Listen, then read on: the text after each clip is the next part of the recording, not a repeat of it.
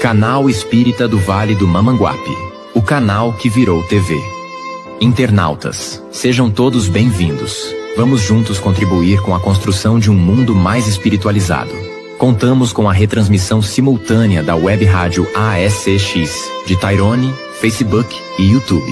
Idealizadores do canal: Whindersson Carvalho, Josinaldo Rodrigues e Raimundo Monteiro.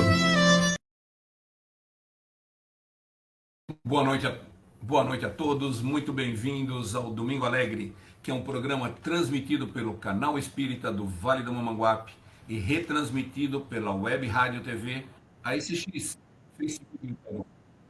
Lembre-se, é muito importante que vocês deixem o seu like, divulguem o nosso canal, compartilhem, né, esse vídeo com mais pessoas, porque a divulgação da doutrina espírita também é um ato de caridade. E nós aqui do Canal Espírita do Vale do Mamanguape estamos fazendo essa divulgação, porque divulgar a doutrina espírita é sempre muito importante. E o canal é destinado a isso, é um canal espírita, sempre a todos os domingos com o Domingo Alegre. Hoje em nosso estúdio teremos aqui a presença de Raimundo Monteiro. Raimundo, uma boa noite, meu querido, muito bem-vindo. Boa noite, Ronaldo, um prazer estar aqui novamente com você, com essa turma boa, né, os Anélis, o Mário, né, o Wilson e a Deilson, né, nosso amigo de sempre aqui nos estudos, e o Wilson aqui vai ser o nosso convidado, né, que vai fazer a palestra, né, e sobre as penas futuras. O que é que o Espírito nos diz sobre isso, né? Há pena futura, né? Como é que é isso? Há castigo, há consequência, então isso aí tudo o nosso amigo Wilson vai trazer para nós, né? E nos esclarecer ainda mais esse ponto das doutrina espírita. Seja bem-vindo, Wilson. Grande abraço. Sim, é verdade, Raimundo. Um assunto muito interessante para a gente aqui, né? Para que a gente faça isso aqui, esse estudo. Vamos chamar nosso amigo aqui, Zanelis Brito. Oi, Zanelis, a tua tela... Ele está fora aqui, um minutinho. Zanelis já daqui a pouco volta. Chama então Adeilson Nunes, nosso queridíssimo aqui palestrante, Adeilson. Muito obrigado pela sua presença, meu amigo. Eu aqui agradeço, Arnaldo. Boa noite para você, boa noite para Raimundo, para o meu amigo Pena Forte, né, para o meu amigo Zanelis, né? Boa noite para o Wilson, né, que vai... com certeza hoje, completar nosso final de semana, viu, Wilson? Porque nós passamos um final de semana muito agradável, muito bom, de muito aprendizado, né, lá no Cidesp. E agora vem você, né, com mais ensinamentos, né, para que a gente vá enriquecendo aos poucos o conhecimento. Então você vai fechar com chave de ouro esse final de semana maravilhoso e a gente espera ouvir você, que a transmissão esteja muito boa, para que a gente ouça com muito carinho. E sucesso para você da sua palestra. Muito bom, Adeilson. Muito obrigado, viu? Mário Penaforte também, que estava ali nesse fim de semana no semestre, né, Mário? E chegando aí a tempo para o nosso Domingo Alegre. Muito bem-vindo, meu querido. Isso, boa noite a todos, a nosso querido internauta. A você, Arnaldo, ao Raimundo, ao Deilson, que estávamos juntos, a esposa também. É o nosso querido parceiro aqui da Fé Espírita Pernambucana, qual sempre está aqui, um abraço da Fé Espírita Pernambucana, a Casa de Itajubas, Movimento Espírita aqui da Mata Nova. E hoje o nosso parceiro aqui, o nosso Departamento de Integração Federal, do Wilson Gomes, que está conosco, neste banquete espiritual. E uma hora falando sobre as penas futuras. Seja bem-vindo, Wilson. Mais uma vez, querido internauta, Deus nos abençoe. Muito bem, Mário. O seu tá dando umas falhas, uns cortes. Eu não sei se é a sua internet, tá?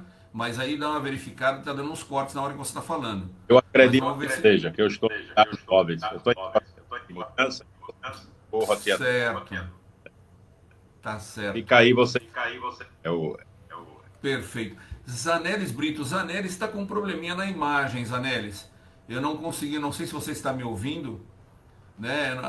Se estiver me ouvindo, tentar corrigir essa sua imagem. Mas seja muito bem-vindo, Zanelis. A gente vai dar continuidade aqui, a hora que tiver reconstruído a tua imagem, tudo direitinho aqui, o seu som, você aparece e depois comenta no final. Tá certo, meu querido? Vamos lá, então. Pessoal, como é de costume, né, a gente faz aquela apresentação com uma prece inicial, uma música, uma prece, né, que seja para a harmonização do nosso ambiente, e já trazemos o nosso convidado da noite.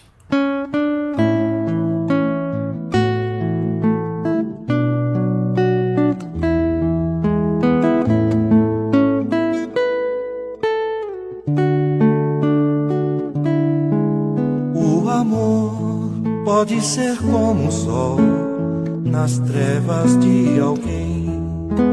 O amor é dar abrigo se a tempestade vem. E quando tudo escuro for e a vida a solidão, o amor vai iluminar o coração. O amor nos abre para a paz, clareza e compreensão. Convida a estar pertinho, a unirmos nossas mãos. E se estiver perdido, sozinho e sem ninguém, o amor te leva ao caminho do bem. Às vezes é como uma flor em perfume e beleza. Às vezes passa pela dor, dá força e traz firmeza.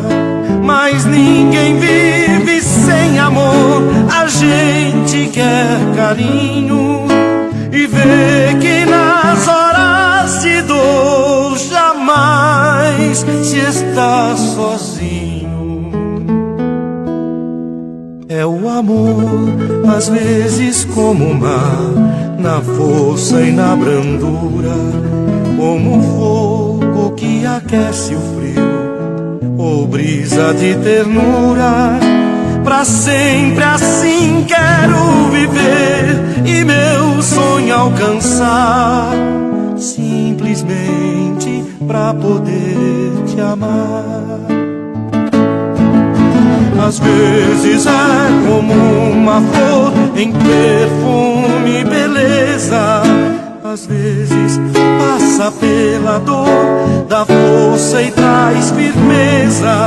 Mas ninguém vive sem amor. A gente quer carinho e vê que nas horas de dor jamais se está sozinho.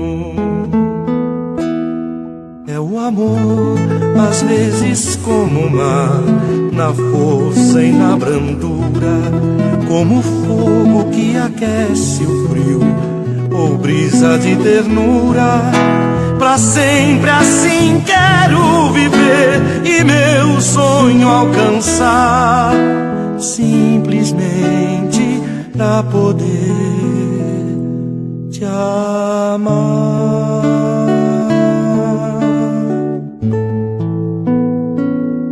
Olá, queridos amigos, bem-vindos ao canal Espírita do Vale do Mamanguape.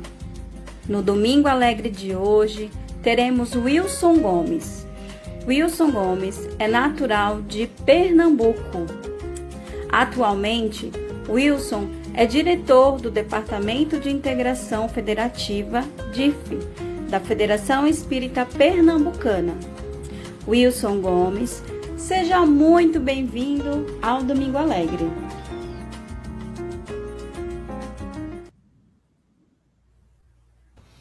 Wilson, muito bem-vindo ao Domingo Alegre, muito obrigado pela sua presença. É um prazer tê-lo aqui conosco. Obrigado, Arnaldo. A alegria é minha de estar presente. Muito obrigado pelo convite. E feliz mesmo por estar aqui com vocês, tá? Aprendendo, estudando, compartilhando. E aí, deixa eu te colocar na tela central. já pode começar o teu tema, tá? Deixa eu ver, tá difícil aqui. Mas pode já dar início ao seu tema. Só uma coisinha antes, eu vou te colocar aqui. Pronto. Só um minuto. Só para a gente colocar aqui uma outra pessoa junto de nós.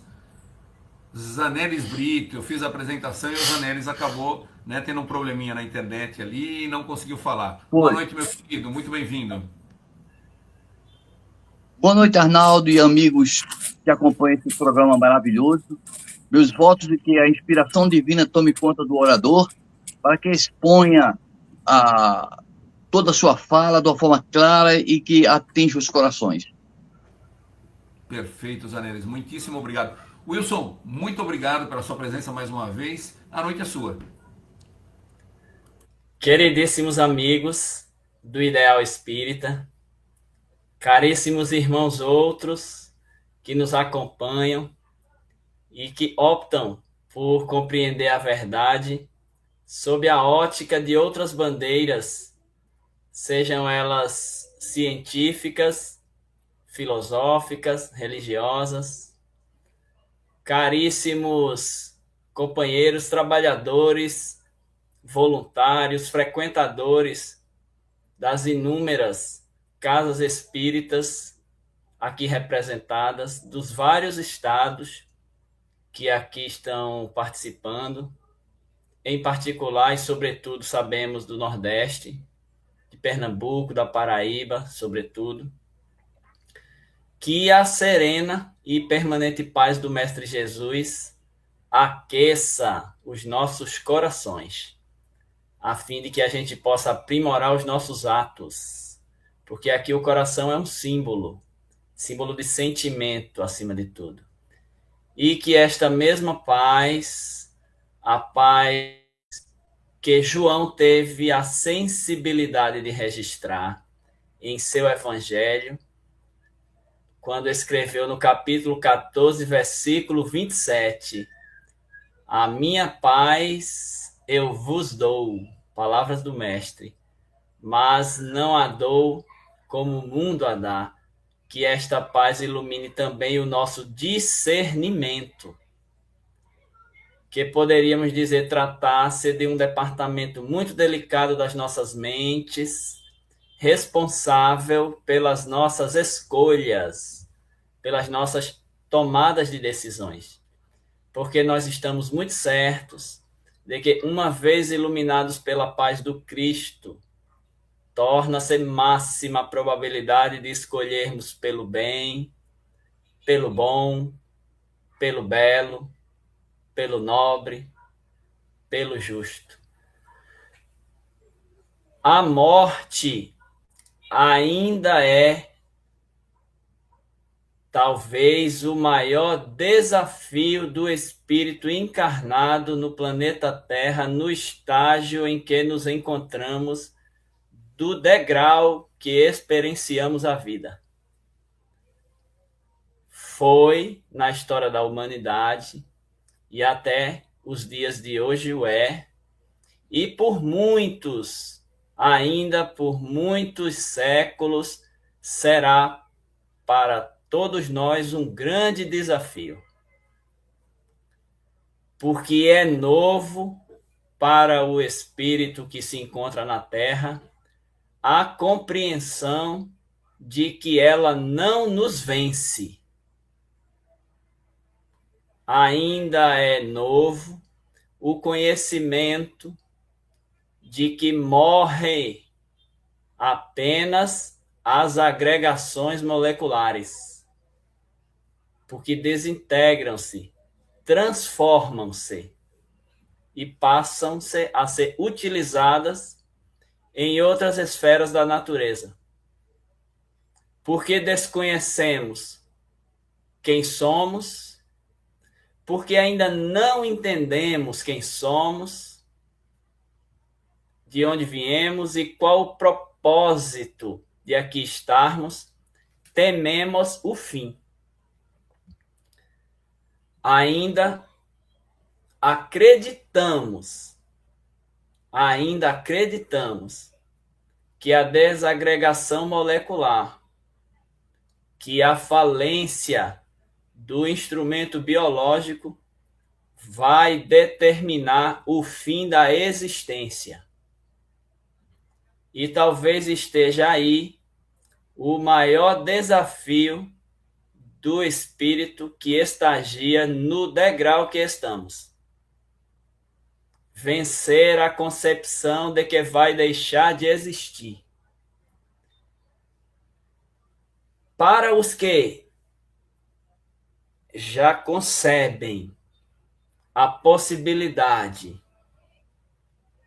de que a consciência vai sobreviver ao túmulo, várias teorias, várias construções teórico-filosóficas foram construídas ao longo da história da humanidade para explicar os nossos destinos. Porque não foi fácil para o homem perceber que nós morreremos. Não custou para que o homem percebesse que o fim desta experiência poderia até tardar, mas chegaria para todos. O que para muitos ainda o é motivo de muita aflição. Então era natural, e foi muito natural, que nós precisássemos construir hipóteses, teorias para o nosso destino, para onde iríamos, o que aconteceria no pós-mortem. Evidentemente que, considerando os degraus muito inferiores do qual enxergamos a vida, só conseguimos formular a hipótese de 2 únicos caminhos, como extremos de possibilidade. Ou se vai para a dor eterna, para o sofrimento, sem quartel, ou se vai para a glória eterna, na comunhão ininterrupta com o Criador. 2 extremos, 2 destinos, que em nossas hipóteses construídas seriam determinadas pelos comportamentos, pelos pensamentos, pelas atitudes, pelos sentimentos durante o período em que nos considerávamos vivos, encarnados, para usar um termo mais moderno. Então construímos uma bem formulada teoria, a dos extremos, que amedrontou e ainda amedronta grande parte da humanidade. Caminhos do meio foram pensados, construídos, formulados e até sonhados. Perpétua, como precursora do movimento cristão, havia perdido um irmão ainda muito jovem. E estando presa e martirizada pelo cristianismo que defendia, há poucos dias do momento final do seu martírio, sonhou com o seu irmão que havia falecido há anos atrás.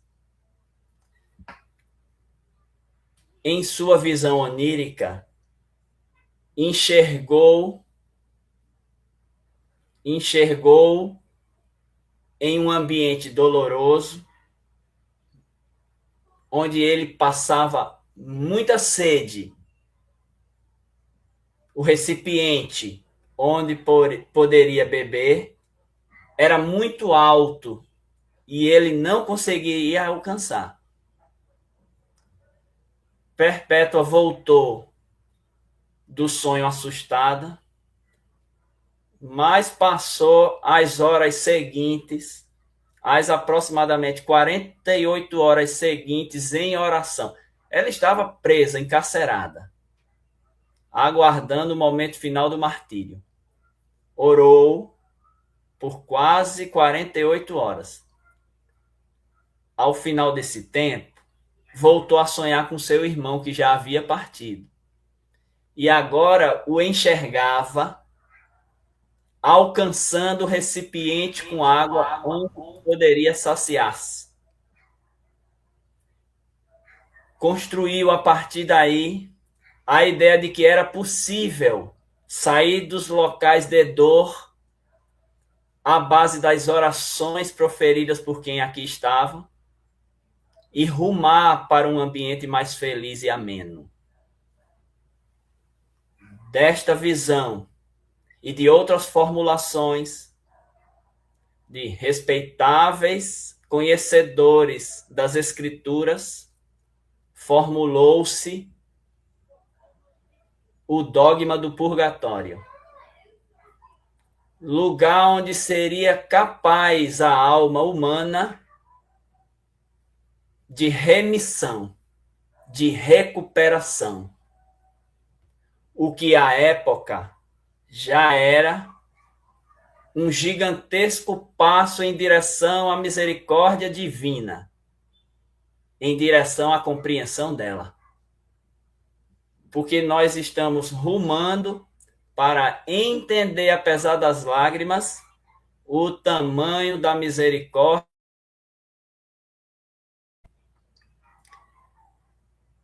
E sabe o que é que vai acontecer?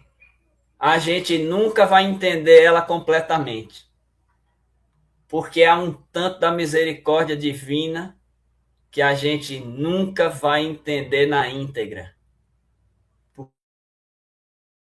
Nós também deuses seríamos.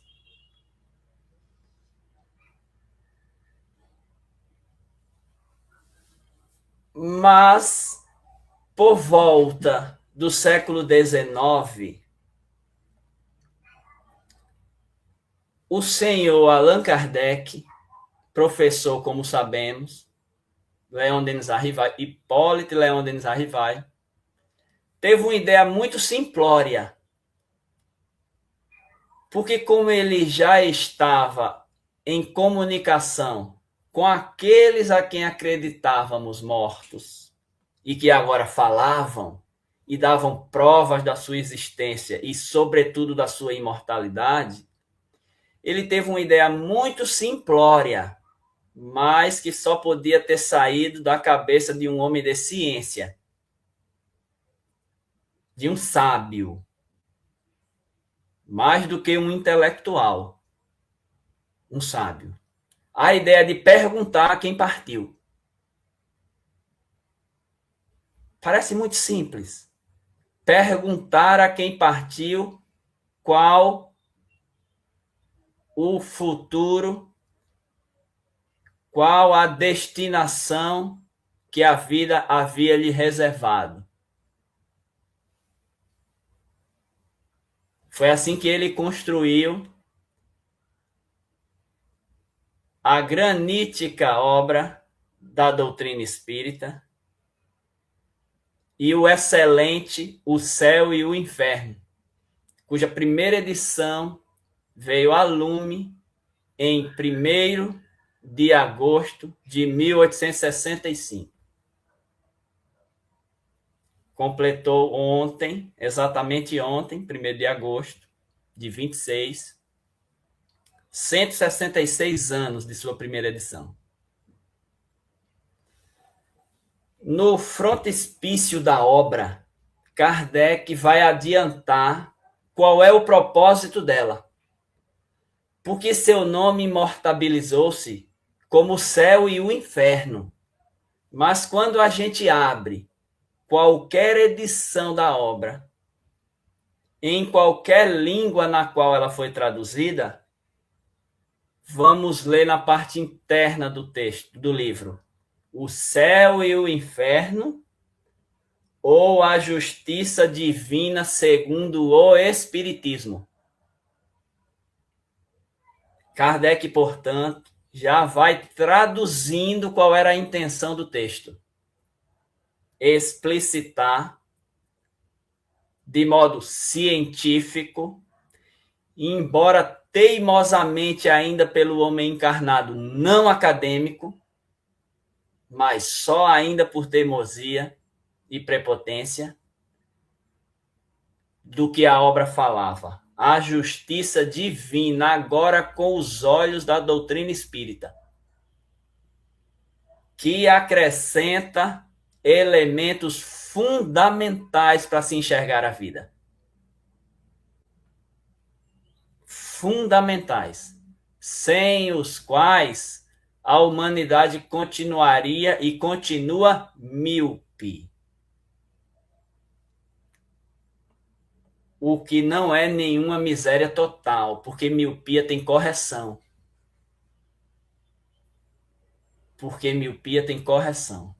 Então, o céu e o inferno é a justiça divina segundo o Espiritismo.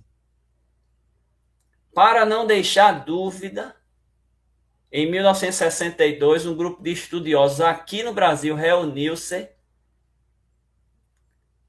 para fazer perguntas a Emmanuel, o benfeitor Emmanuel, que a partir destes questionamentos iria ao término das reuniões ditando, Chico Xavier escrevendo, sempre textos de explicação em relação ao céu e inferno. Então, os estudiosos perguntavam a Emmanuel e pediam esclarecimentos sobre os textos, que ele pudesse ir aclarando. Emmanuel é professor, sabemos. Ao término das dissertações que Emmanuel fora ditando, eles juntaram aqueles textos e compuseram uma obra de textos comentando o céu e o inferno. 1962, Emmanuel assina a apresentação da obra. E adivinha qual foi o título da obra que Emmanuel pôs? Justiça Divina. O céu e o inferno, amigos, portanto, é a justiça divina, é a explicação que, por enquanto, temos condições de fazê-la.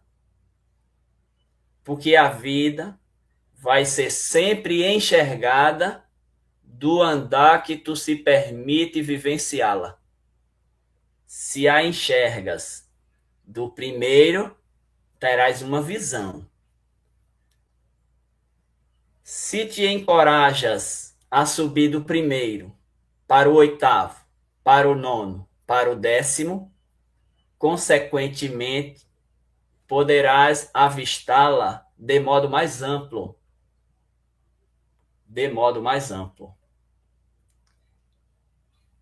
E foi ouvindo aqueles que já haviam partido que Allan Kardec ampliou os nossos conhecimentos a respeito da justiça de Deus e das consequências enfrentadas pelas nossas escolhas. A doutrina espírita, portanto, não acaba com as penas, porque nunca nem teve a pretensão disso. Mas encerra o capítulo da perpetuidade dela.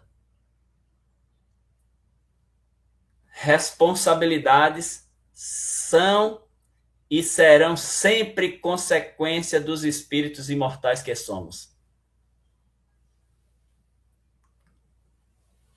A questão é que o tempo transforma qualquer invigilância em serviço no bem. Porque o tempo é a força de Deus. Então não há mal que perdure eternamente. Porque ele cansa, porque ele exaure. Porque por maiores que sejam os nossos deslizes, as nossas ignorâncias, elas um dia ofenderão a quem as constituiu. Foi assim, então,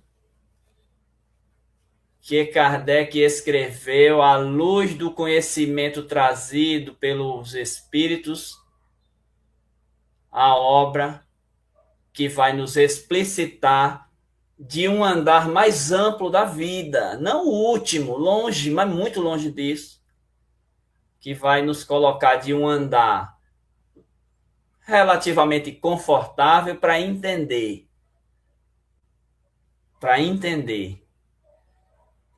que se hoje defraudamos a verdade, amanhã seremos convidados pela vida para expandir os verdadeiros ideais de existir. Se hoje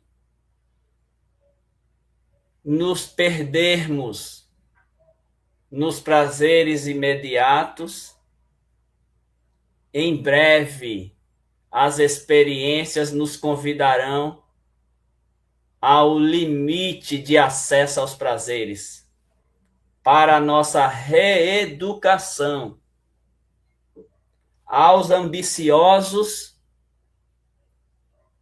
a falta de recurso, a pobreza que limita, a pobreza que impede acesso, para regular a ambição.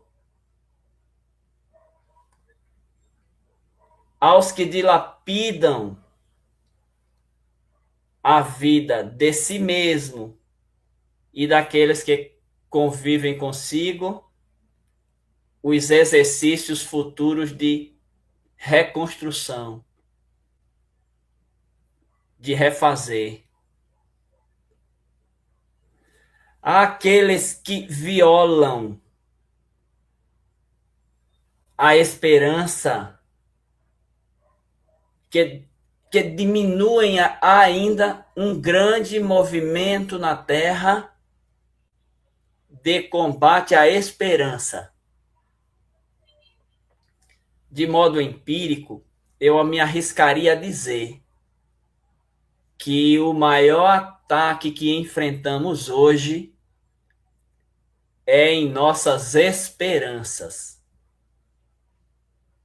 A estes,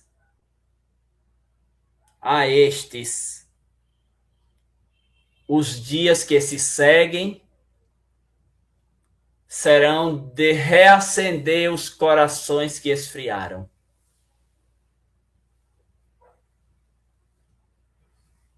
Aos que ainda insistem em levantar suas próprias mãos para a desdita e o crime, limitações orgânicas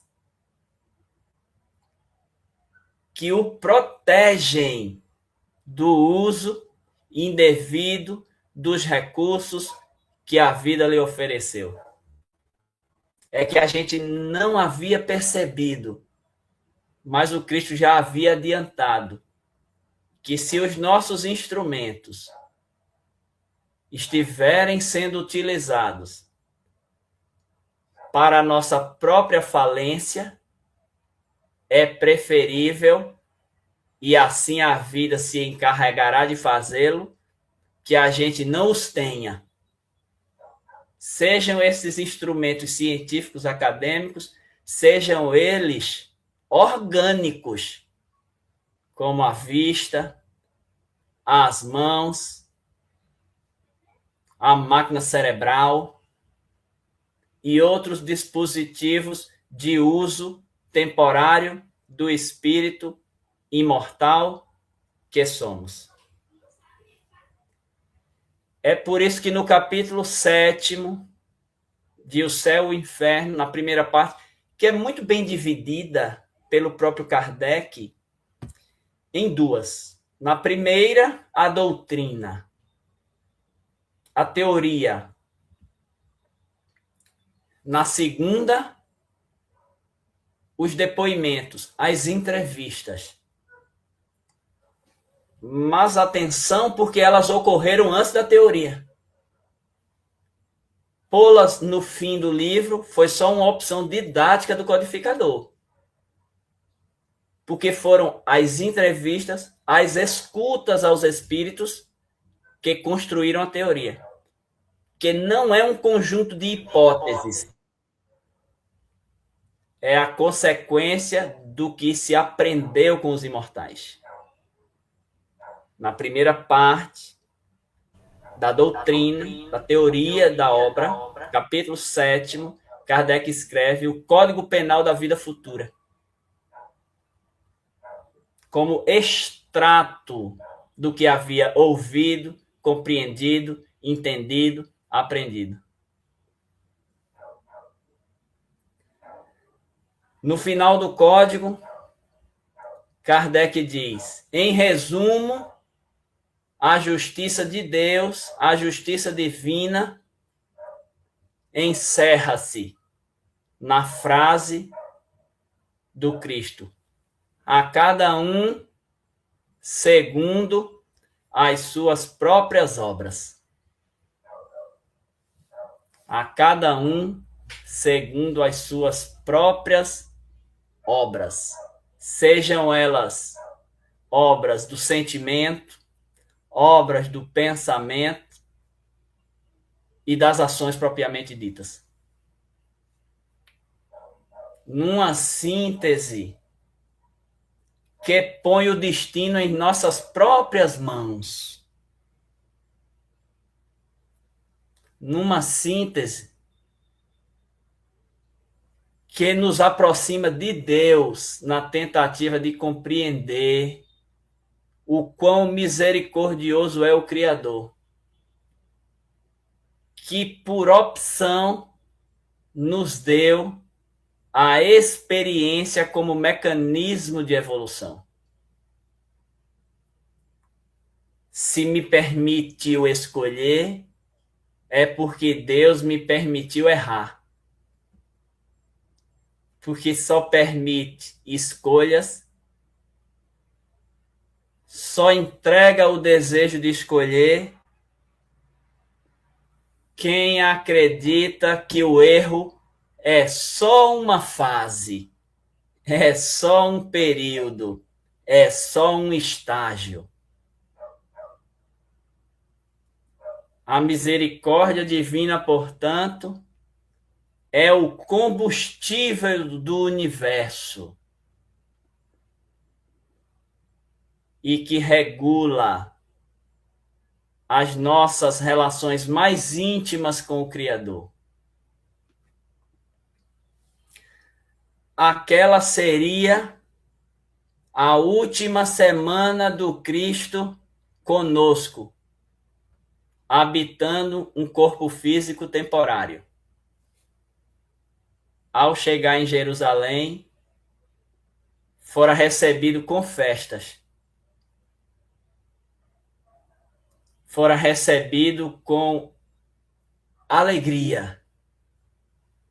À medida que a semana avançou e que a gente foi entendendo que o ministério não era deste mundo, a gente começou a afastar-se do Cristo. E haverá uma exponencial queda daqueles que estavam próximos a ele ao longo da semana. No início, hosanas. montado num animal, Jesus entra na cidade ovacionado. E no fim da semana, encontrava-se sentenciado de modo injusto, cercado por pouquíssimos colaboradores.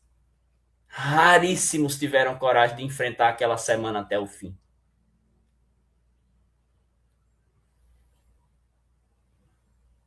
De cima da cruz, Jesus lançou o seu olhar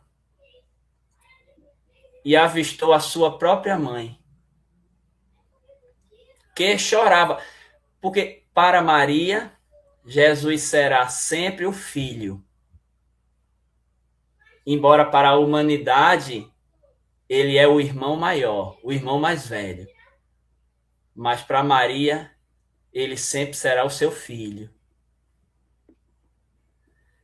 Com a piedade que havia aprendido com o próprio Jesus, Maria olhou para o lado e avistou que havia outra mãe chorando.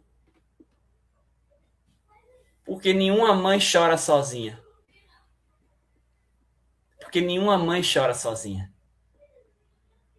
Tem pelo menos mais uma, encarnada ou desencarnada, ao lado dela.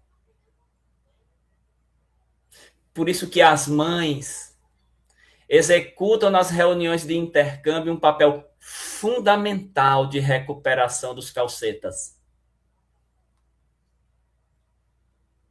Porque não tem coração endurecido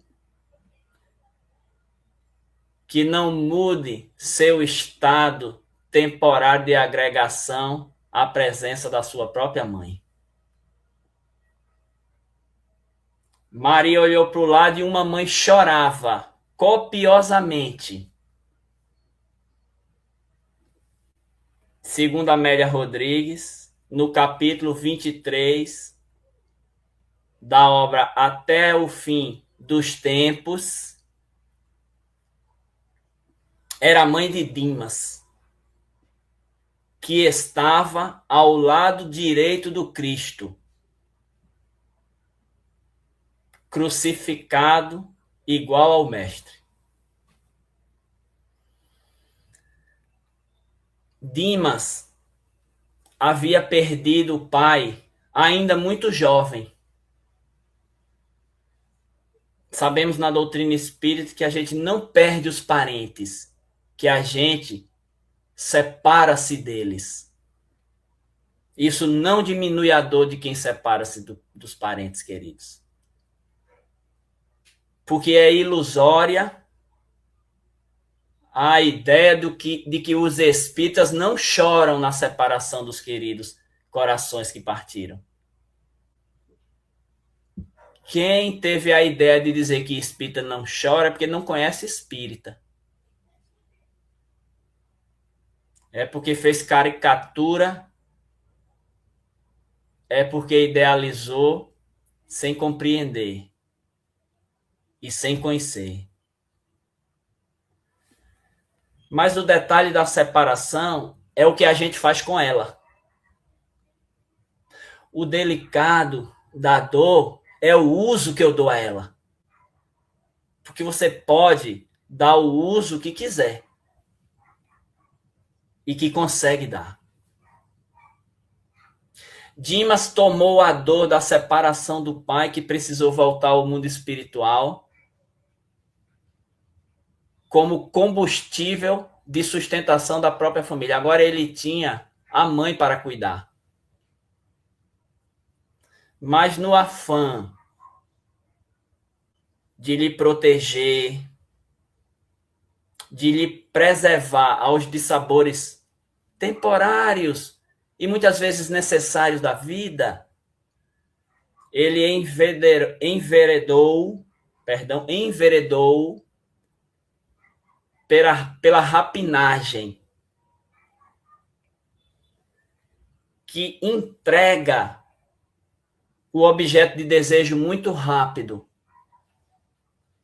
mas que deixa um fosso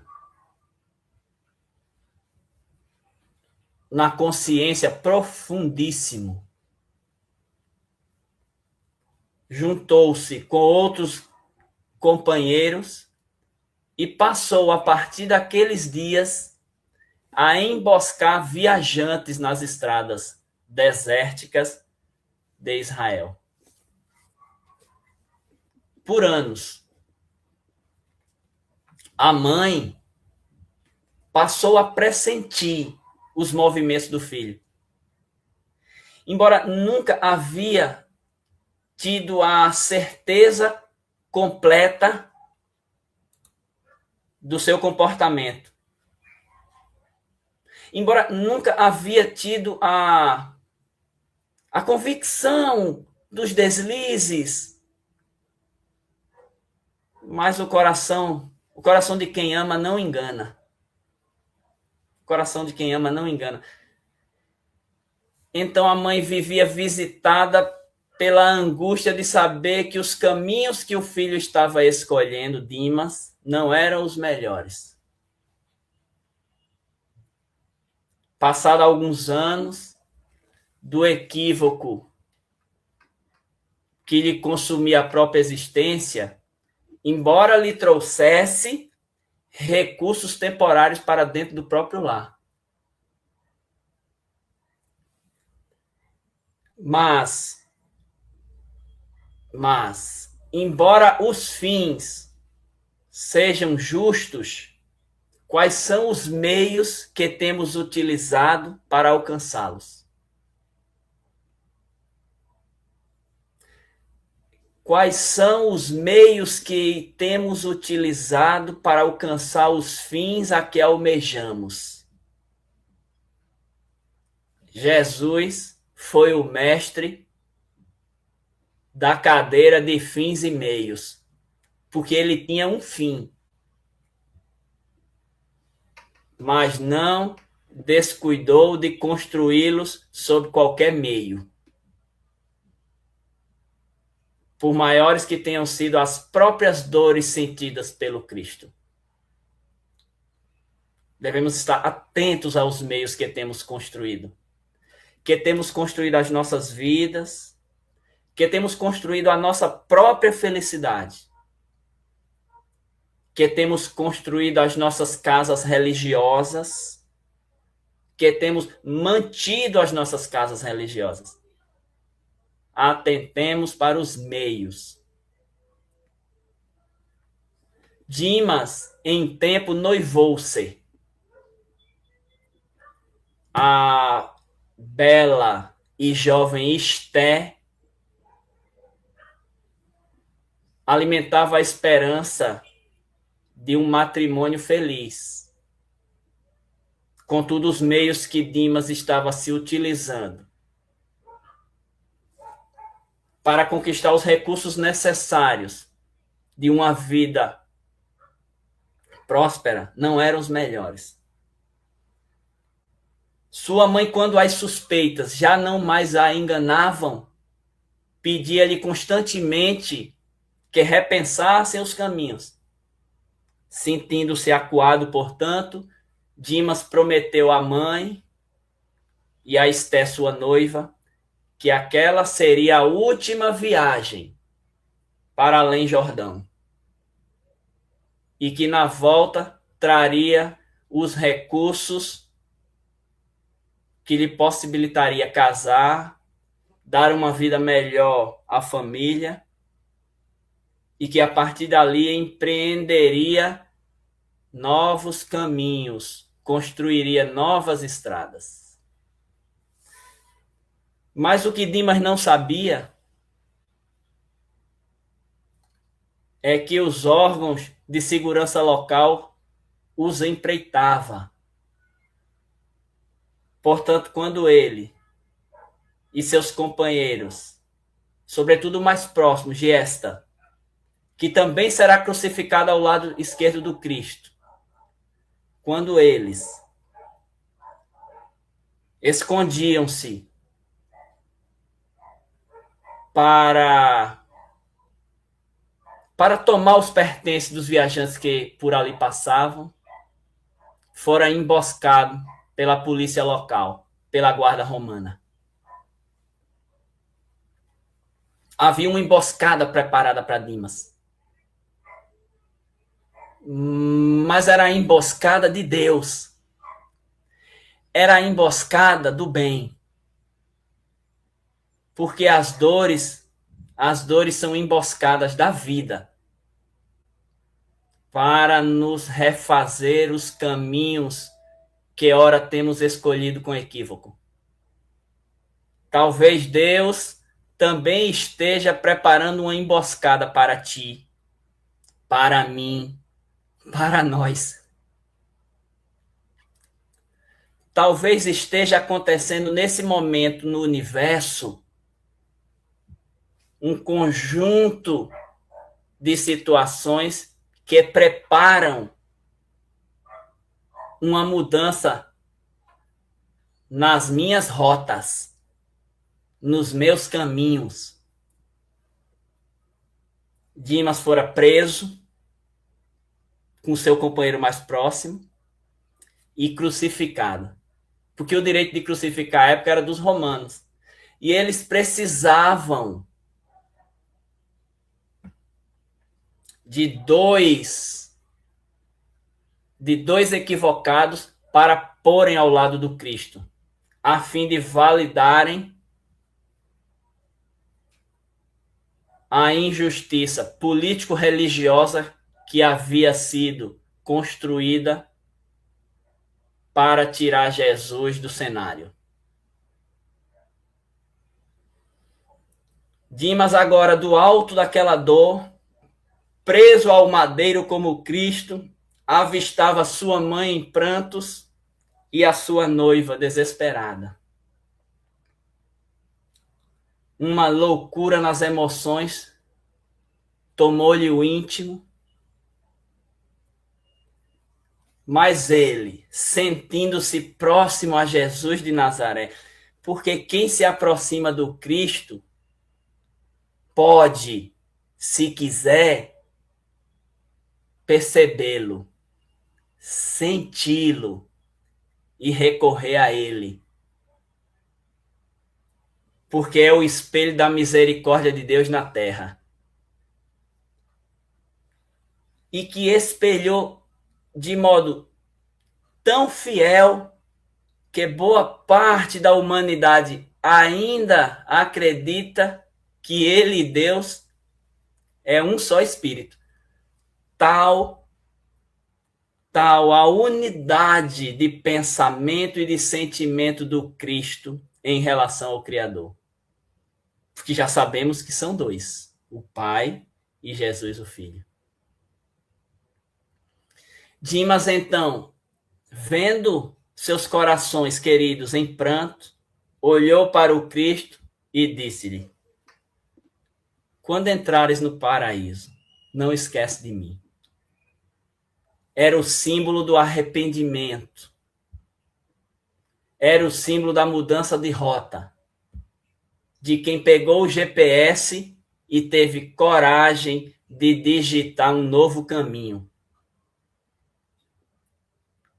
Jesus, então, ainda que tendo as suas próprias carnes e músculos dilacerados pelos pregos que o prendiam ao madeiro, com um olhar de piedade, disse-lhe: em verdade vos digo hoje, vos digo agora, vos digo neste momento. O momento, que momento? O momento em que eu mudo de rota. O momento em que eu decido por outra estrada. Te digo agora, te digo hoje, que em breve estarás comigo no paraíso. No paraíso da recuperação de si mesmo. No paraíso das lágrimas, onde se reconstrói os caminhos e se arquiteta um novo futuro. No paraíso das escolhas aprimoradas, da vigilância constante, da certeza do bem e da vontade de ser melhor apesar das dificuldades que enfrentamos. Estava plantado a semente da misericórdia no coração do homem, que a doutrina espírita formulou, que a doutrina espírita materializou na obra O Céu e o Inferno, que é a justiça de Deus, a justiça divina, que é amor, que é misericórdia, que é recuperação. Que Deus, portanto, nos abençoe, que Jesus nos fortaleça no propósito de que também nós enxerguemos Jesus aos nossos lados e possamos ajustar o nosso GPS para dias melhores, apesar das lágrimas que talvez nos encontrem no caminho. Que Deus abençoe a todos. Muito obrigado e que Deus nos fortaleça. Muito bem, Wilson. Wilson. Desculpa, Wilson. Muito bom, Wilson. Esse lado da doutrina espírita que nos coloca em relação a não termos somente dois destinos, né? Temos a possibilidade de melhorarmos o nosso ser, evoluirmos e termos uma qualidade melhor de onde podemos ir, né? Não somente o céu ou o inferno, em que há um tobogã direto para o inferno ou uma escadinha direta para o céu, né? E sim a nossa evolução, assim, nos momentos em que a gente entende que podemos nos salvar a qualquer momento, assim como você colocou, do Dimas, a qualquer momento podemos nos salvar.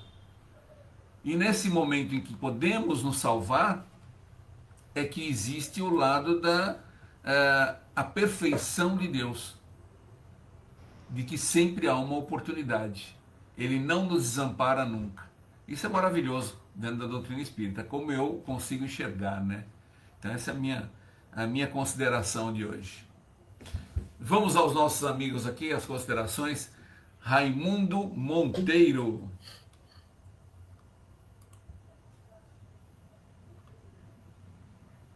Raimundo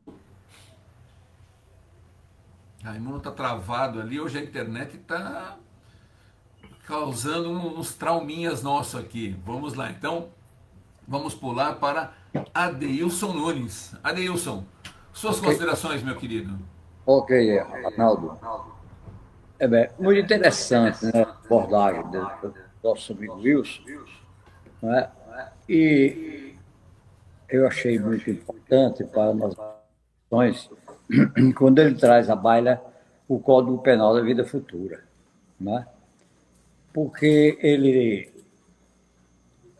durante a sua fala, ele diz que nós podemos, a qualquer momento, deixamos sujeitos de a qualquer momento cair das emboscadas de Deus, né? Que Deus pode preparar emboscadas para nós, né?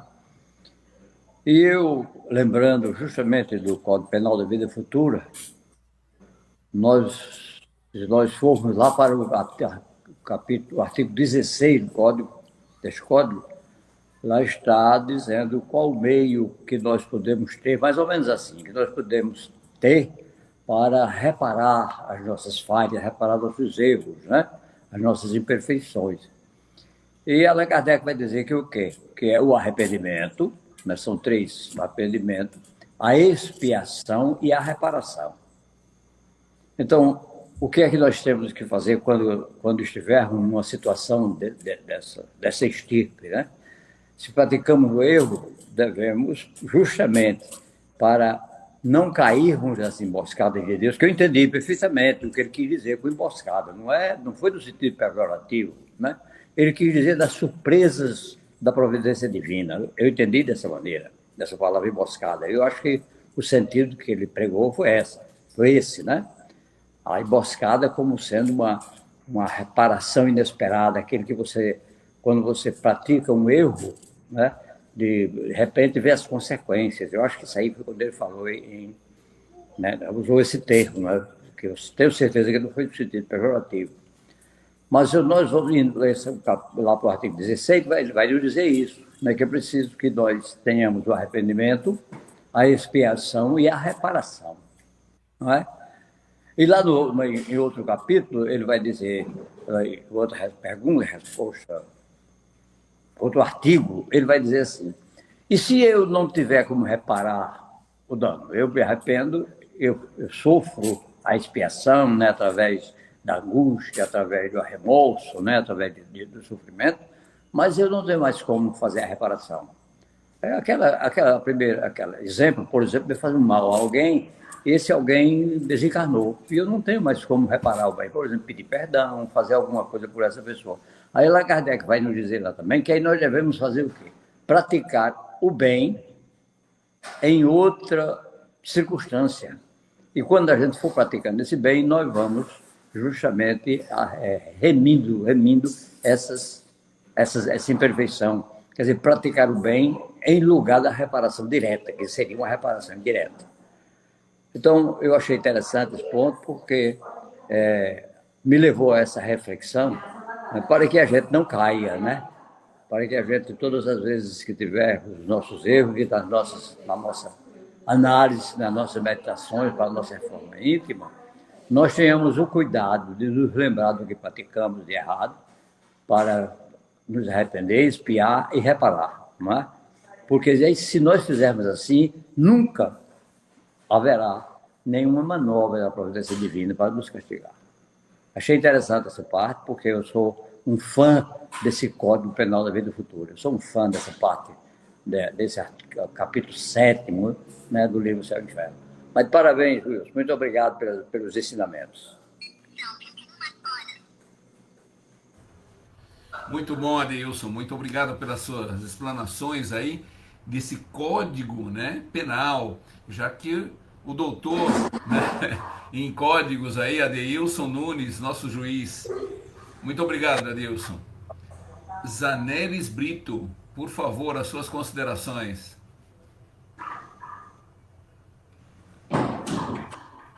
O microfone está fechado, Zanelis. Ok, agora sim. Ei, apagou de novo. Opa, boa. Vai lá. Estou ouvindo agora? Bem, tá bom. Eu quero agradecer a Deus a bênção de termos uma variedade de técnicas de oratória.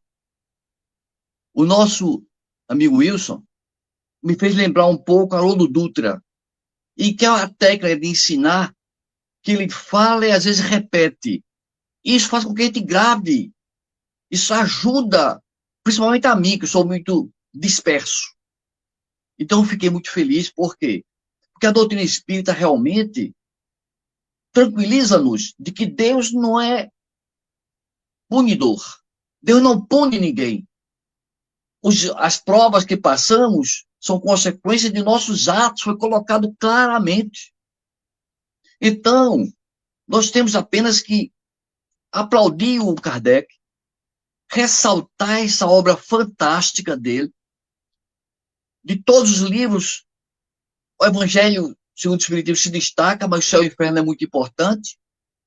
E nós passamos agora, nós que por acaso não tenhamos fé no mundo espiritual, passamos a ter um certo respiro, uma certa tranquilidade. Depois dessa palestra, quem não acreditava bem pode conscientemente perceber a misericórdia de Deus atuando. Isso é muito bom. Que nós, quando chegarmos lá, não iremos nem para o céu, nem para o inferno. Nenhuma das duas situações. Nós vamos simplesmente prestar contas de como usamos o nosso corpo físico e, ao mesmo tempo, estagiar para se preparar para a nova tarefa de retorno. Então, meu abraço, meus cumprimentos ao nosso irmão Wilson, e que ele continue com essa tarefa de levar o Evangelho, o Espiritismo, a todos os recantos da Terra. Muito bom, Zanelis, muito obrigado. Vamos ver se agora, Raimundo, está aí, tá, né? Hein, Raimundo, está conseguindo me ouvir direitinho? Tô sim. Muito bom. As considerações, meu querido. No futuro realmente é algo assim que nos deixa a consciência da responsabilidade individual que cada um tem com os seus próprios atos, né? Então, aquilo que a gente faz, a gente sabe que vai ter consequência. Então, a gente pensa melhor naquilo que vai fazer, naquilo que vai dizer, naquilo que vai pensar. Então, Deus é realmente esse ser educador, né? Pedagógico. Ele não é punitivo, ele é pedagógico, né? Ele nos ensina através das consequências dos nossos atos, né? Isso é uma coisa fantástica. Agora, me diz uma coisa, você vê que as religiões sempre têm esse cunho de vida após a morte, né? Usam uma de punição. Agora, veja bem, o purgatório da Igreja Católica, né?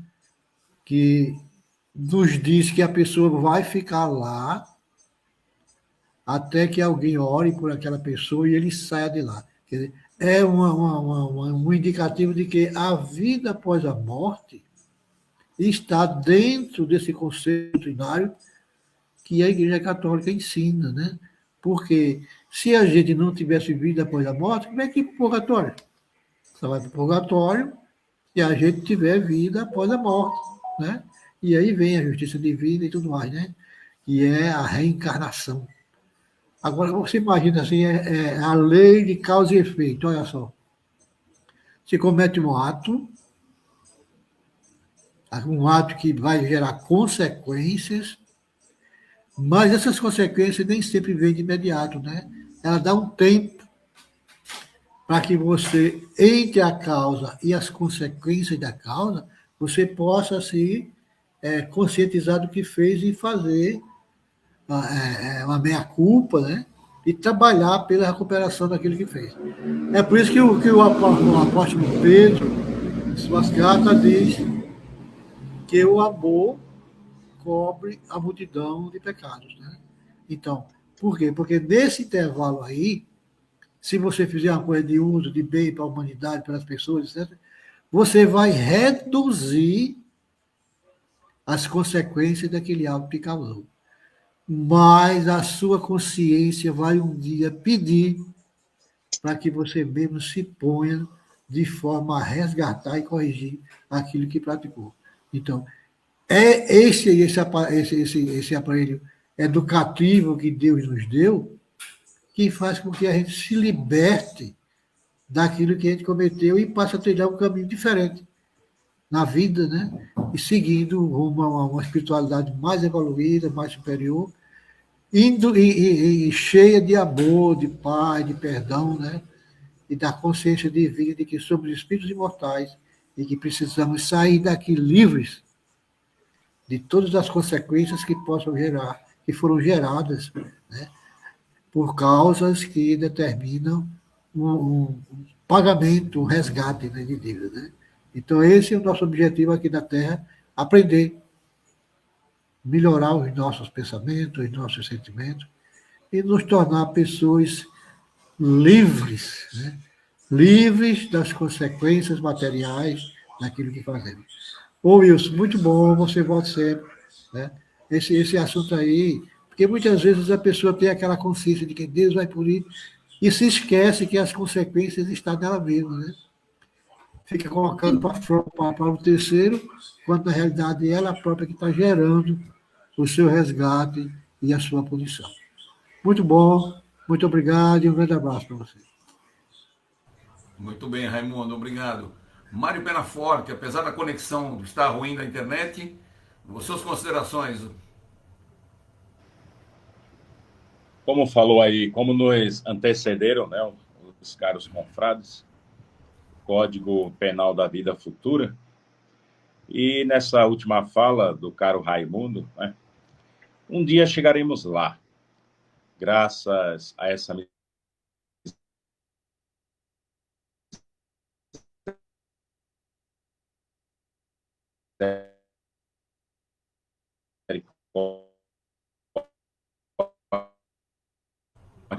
divina, assim um dia também expressada pelo nosso querido Wilson, né? Mediante a sua reflexão, seu arrependimento, e o Cristo promete que nós façamos, antes de entrar no desdobramento, fazendo suas reflexões do que fizemos de bom, aonde a conexão do Mário com a internet está meio ruim, né? Nós não estamos conseguindo captar toda a mensagem, Mário. Está falhando bastante o que você está falando. Melhor. Vocês estão conseguindo ouvir ele, não, né? Para cada dia. Não. Ô, Mário, está falhando demais a sua conexão. Nós estamos interrompendo muito aqui. Tá. Mas você colocou, a princípio você já colocou a informação que você gostaria de dizer, eu acho. Você está só complementando mais, olha, até ele caiu já. Entendeu? Internet, né? Internet é assim, pessoal. A gente sempre, né, tem um probleminha às vezes. Mas valeu, Mário fez uma consideração ali no início e está valendo, certo, Wilson? Como é normal, fizemos as considerações. Agora vamos ouvir uma música de harmonização para a nossa semana que está entrando.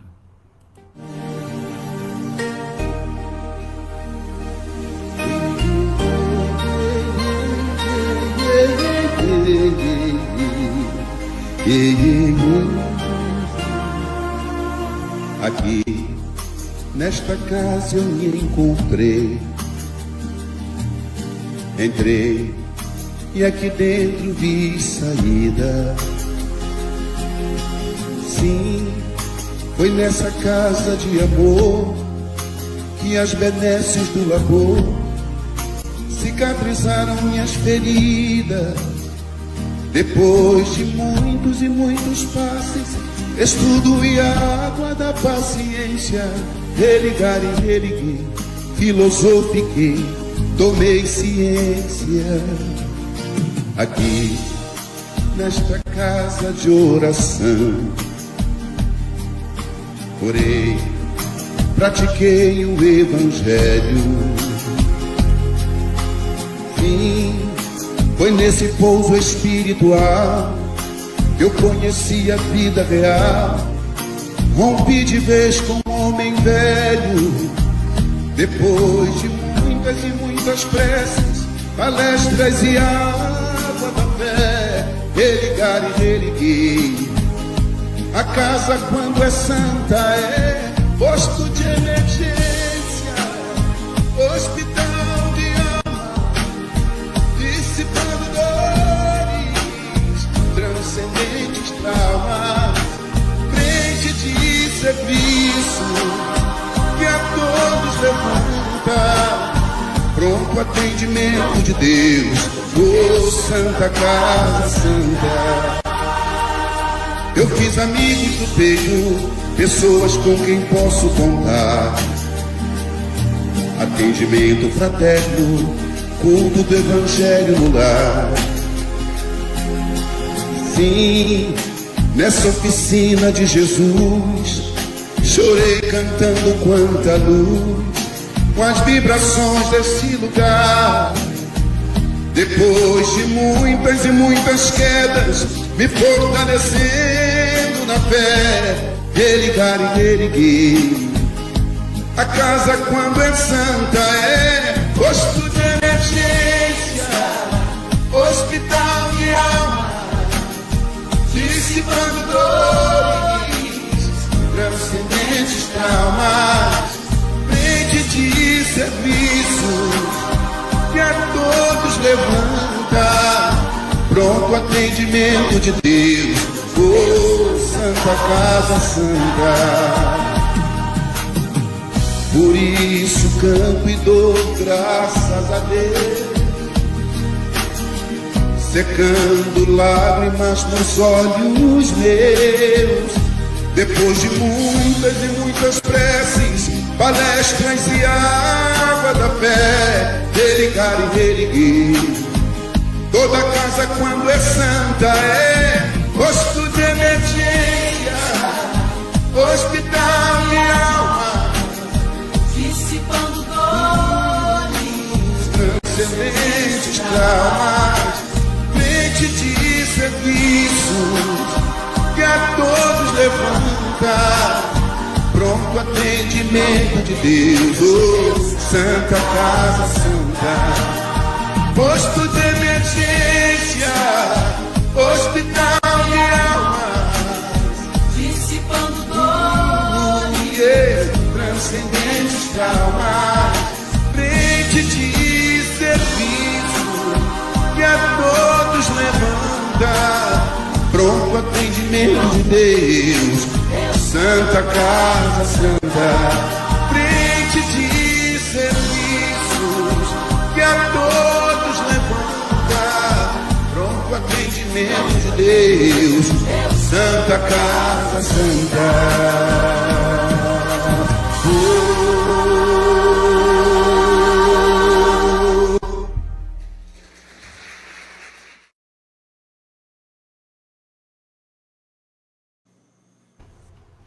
Muito bem, pessoal, e assim chegamos ao fim de mais um Domingo Alegre, agradecendo imensamente ao nosso convidado especial, Wilson Gomes, a Raimundo, a Adeilson, Zanelis Brito. Muitíssimo obrigado a todos que estiveram aqui conosco, alegrando esse Domingo Alegre e presenteando as pessoas para uma nova semana que entra. Muito obrigado a todos, tenham todos uma ótima noite. Boa noite, boa noite. Boa noite. Fiquem todos com Deus. Muita paz. Chegamos ao final do nosso programa. Muito obrigado por ter nos acompanhado nesse trabalho e aguardo você na próxima atração.